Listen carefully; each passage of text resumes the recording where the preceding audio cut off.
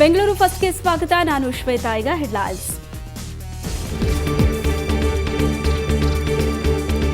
ಅಶ್ಲೀಲ video upload ಪ್ರಕರಣ ನಿರ್ದೇಶಕ ಬಶೀದ್ಗೆ ಷರತ್ತುಬದ್ಧ ಜಾಮೀನು. 8ನೇ ಎಸಿಎಂಎಂ ಕೋರ್ಟ್ ಆದೇಶ.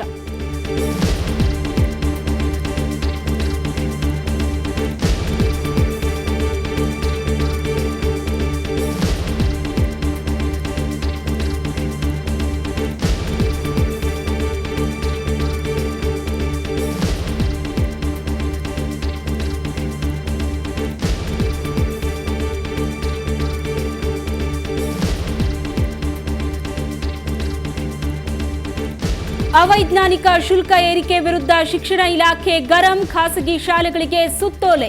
ನೋಟಿಸ್ ಬೋರ್ಡ್ನಲ್ಲಿ ಶುಲ್ಕ ವಿವರ ಹಾಕಲು ಆದೇಶ.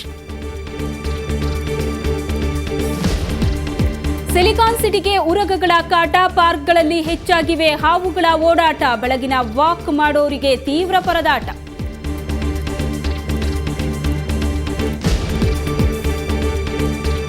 ಕಣ್ಣಿನಲ್ಲೇ ಇತ್ತು ಕ್ಯಾನ್ಸರ್. ಶಂಕರ ಆಸ್ಪತ್ರೆ ಶ್ರಮದಿಂದ ದೂರವಾಯಿತು ಅಂಧಕಾರ. ತರುಣ್ ಬಾಳಲ್ಲಿ ಮೂಡಿದೆ ಬೆಳಕಿನ ಚಿತ್ತಾರ.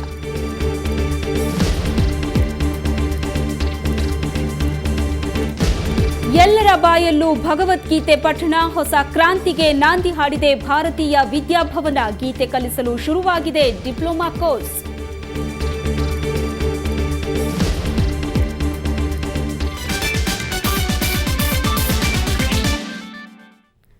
ಯೂಟ್ಯೂಬ್ಗೆ ಅಶ್ಲೀಲ ವಿಡಿಯೋ ಅಪ್ಲೋಡ್ ಪ್ರಕರಣಕ್ಕೆ ಸಂಬಂಧಿಸಿದಂತೆ ನಿರ್ಮಾಪಕ ಬಶೀದ್ಗೆ ಷರತ್ತುಬದ್ಧ ಜಾಮೀನು ಸಿಕ್ಕಿದೆ.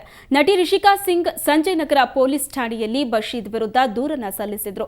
ಬಶೀದ್ ಬೇಲ್ಗಾಗಿ ಅರ್ಜಿಯನ್ನ 8ನೇ ಎಸಿಎಂಎಂ ನ್ಯಾಯಾಲಯಕ್ಕೆ ಸಲ್ಲಿಸಿದ್ರು.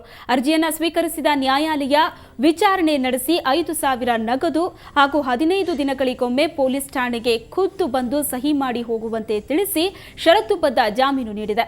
ಸಂಜಯ್ ನಗರ ಪೊಲೀಸರು ಕೋರ್ಟ್ಗೆ ಚಾರ್ಜ್ ಶೀಟ್ ಸಲ್ಲಿಸುವವರೆಗೆ ಇದು ಜಾರಿಯಲ್ಲಿ ಇರಬೇಕು ಅಂತ 8ನೇ ಎಸಿಎಂಎಂ ನ್ಯಾಯಾಲಯ ಆದೇಶ ಹೊರಡಿಸಿದೆ.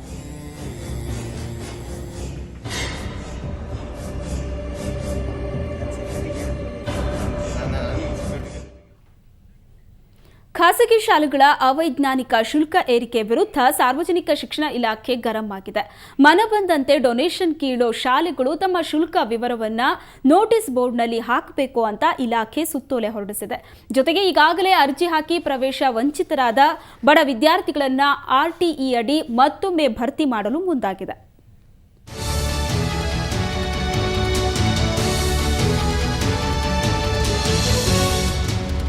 ಜೂನ್ ತಿಂಗಳು ಹತ್ರ ಬರ್ತಿದ್ದಂತೆ ಪೋಷಕರಿಗೆ ಡೊನೇಷನ್ ಭೂತ ಕಾಡೋಕೆ ಶುರುವಾಗಿರುತ್ತೆ. ಖಾಸಗಿ ಶಾಲೆಗಳು ಪ್ರತಿ ವರ್ಷವೂ ಇಷ್ಟ ಬಂದಂತೆ ಶುಲ್ಕ ಹೆಚ್ಚಿಸ್ತವೆ. ಆದರೆ ಈ ಬಾರಿ ಕೆಲ ಖಾಸಗಿ ಶಾಲೆಗಳ ಆಟಕ್ಕೆ ಬ್ರೇಕ್ ಹಾಕಲು ಸಾರ್ವಜನಿಕ ಶಿಕ್ಷಣ ಇಲಾಖೆ ಮುಂದಾಗಿದೆ.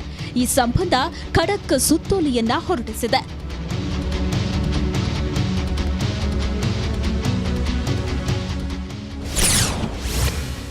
ಸುತ್ತೋಲೆಯಲ್ಲಿ ಏನಿದೆ? ಸಾರ್ವಜನಿಕ ಶಿಕ್ಷಣ ಇಲಾಖೆ ಹೊರಡಿಸಿರೋ ಸುತ್ತೋಲೆಯಲ್ಲಿ ಶಾಲೆಗಳು ಕಡ್ಡಾಯವಾಗಿ ಪಾಲಿಸಲೇಬೇಕಾದ ಒಂದಷ್ಟು ನಿಯಮಗಳಿವೆ. ಖಾಸಗಿ ಶಾಲೆಗಳು ಎಲ್ಲಾ ಬಗೆಯ ಶುಲ್ಕ ವಿವರಗಳನ್ನು ತಮ್ಮ ಶಾಲಾ ನೋಟಿಸ್ ಬೋರ್ಡ್ನಲ್ಲಿ ಕಡ್ಡಾಯವಾಗಿ ಪ್ರಕಟಿಸಬೇಕು. ಪೋಷಕರಿಂದ ಯಾವ್ಯಾವ ಸೇವೆಗಳಿಗೆ ಎಷ್ಟೆಷ್ಟು ಶುಲ್ಕ ಪಡೆಯಲಾಗುತ್ತೋ ಅಷ್ಟಕ್ಕೂ ರಸೀದಿ ಕೊಡಲೇಬೇಕು. ಇನ್ನು ವರ್ಷದಲ್ಲಿ 2-3 ಬಾರಿ ಶುಲ್ಕ ಹೆಚ್ಚಿಸಿದ್ರೆ ಕ್ರಮ ಕೈಗೊಳ್ಳಲಾಗುತ್ತೆ. ಇನ್ನು ಕಡ್ಡಾಯ ಶಿಕ್ಷಣ ಹಕ್ಕಿನಡಿ ಈಗಾಗಲೇ 1 ಹಂತದ ದಾಖಲಾತಿ ಮುಗಿದಿದೆ. ಮೊದಲನೇ ಹಂತದಲ್ಲಿ ಅವಕಾಶ ವಂಚಿತ ವಿದ್ಯಾರ್ಥಿಗಳನ್ನ ಇಲಾಖೆ 2ನೇ ಹಂತದ ಮೂಲಕ ಮತ್ತೆ ಭರ್ತಿ ಮಾಡಿಕೊಳ್ಳೋದಕ್ಕೆ ಮುಂದಾಗಿದೆ. ಸೀಟು ಖಾಲಿ ಇರೋ ಶಾಲೆಗಳಲ್ಲಿ ಆಯ್ಕೆಯಾಗದೆ ಉಳಿದಿರೋ ಅರ್ಜಿಗಳನ್ನ ಮತ್ತೊಮ್ಮೆ ಪರಿಗಣಿಸಿ ಭರ್ತಿ ಮಾಡಿಕೊಳ್ಳಲಾಗುತ್ತಿದೆ. ಈ ಮೇ 30ರವರೆಗೂ ಸಹ ಕ್ಷೇತ್ರ ಶಿಕ್ಷಣಾಧಿಕಾರಿಗಳಿಗೆ ಸೂಚನೆಯನ್ನು ನೀಡಿ ಸುತ್ತೋಲೆಯನ್ನು ಹೊರಡಿಸಲಾಗಿದೆ.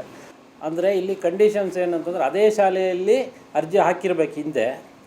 ಈ ಬೇರೆ ಸ್ಕೂಲ್ನಿಂದ ಇಲ್ಲಿಗೆ ವರ್ಗಾವಣೆ ಮಾಡೋದಾಗಲಿ ಅಥವಾ ಈ ಹೊಸದಾಗಿ ಅರ್ಜಿಗಳನ್ನು ಕರೆಯೋದಕ್ಕೆ ಅವಕಾಶ ಇಲ್ಲ.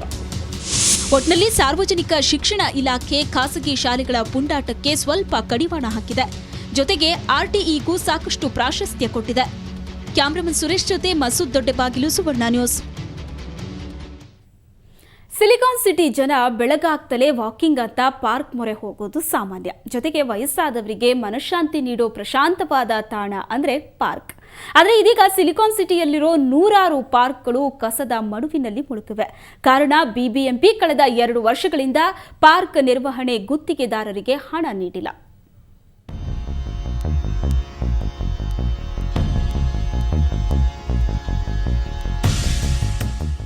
ಇದೇನಿದು ಪಾರ್ಕ್ ಇಷ್ಟೊಂದು ಗಬ್ಬು ನಾರ್ತಿದೆ ಅಂತ ನೋಡ್ತಿದ್ದೀರಾ? ಇದಕ್ಕೆಲ್ಲ ನೇರ ಹೊಣೆ ಬಿಬಿಎಂಪಿ. ಹೌದು, 2 ವರ್ಷದಿಂದ ಗುತ್ತಿಗೆದಾರರಿಗೆ ಕೊಡಬೇಕಾದ 12 ಕೋಟಿ ರೂಪಾಯಿಯನ್ನು ಬಿಬಿಎಂಪಿ ಬಾಕಿ ಉಳಿಸಿಕೊಂಡಿದೆ. ಕೆಲಸಗಾರರಿಗೆ ಕೊಡಲು ಹಣವಿಲ್ಲದೆ ಗುತ್ತಿಗೆದಾರರು ಕಸ ವಿಲೇವಾರಿ ಸ್ಥಗಿತಗೊಳಿಸಿದ್ದಾರೆ. ಹಾಗಾಗಿ ಪಾರ್ಕ್ಗಳಲ್ಲಿ ಕಸದ ಗುಡ್ಡೆಗಳೇ ಕಾಣ್ತಿವೆ. ಜೆಪಿ ನಗರದ SR park, rose park, Sheshadripuram park ಸೇರಿದಂತೆ ಹಲವು ಪಾರ್ಕ್ಗಳು ನಿರ್ವಹಣೆ ಕಂಡಿಲ್ಲ. ಈ ಬಗ್ಗೆ ಮೇಯರ್ ವೆಂಕಟೇಶ್ ಮೂರ್ತಿ ಅವರನ್ನ ಕೇಳಿದ್ರೆ ಕೂಡಲೇ ಸಮಸ್ಯೆ ಬಗೆಹರಿಸ್ತೀವಿ ಅಂತಾರೆ. ಈ ಮಧ್ಯೆ ಅಗತ್ಯವಿರೋ ಬಿಬಿಎಂಪಿ ತನ್ನ ಪೌರ ಕಾರ್ಮಿಕರನ್ನೇ ಕಳುಹಿಸಿದೆ. ಈ ಉಪಾಯ ಇನ್ನೆಷ್ಟು ನಡೆಯುತ್ತೆ ನೋಡಬೇಕು. ಬೆಂಗಳೂರಿನಿಂದ ಮಮತಾ ಜೊತೆ ನಂದಿನಿ, ಸುವರ್ಣ ನ್ಯೂಸ್. ಬ್ರೇಕ್ನ ನಂತರ ಬೆಂಗಳೂರು ಫಸ್ಟ್ ಮುಂದುವರಿಯುತ್ತೆ.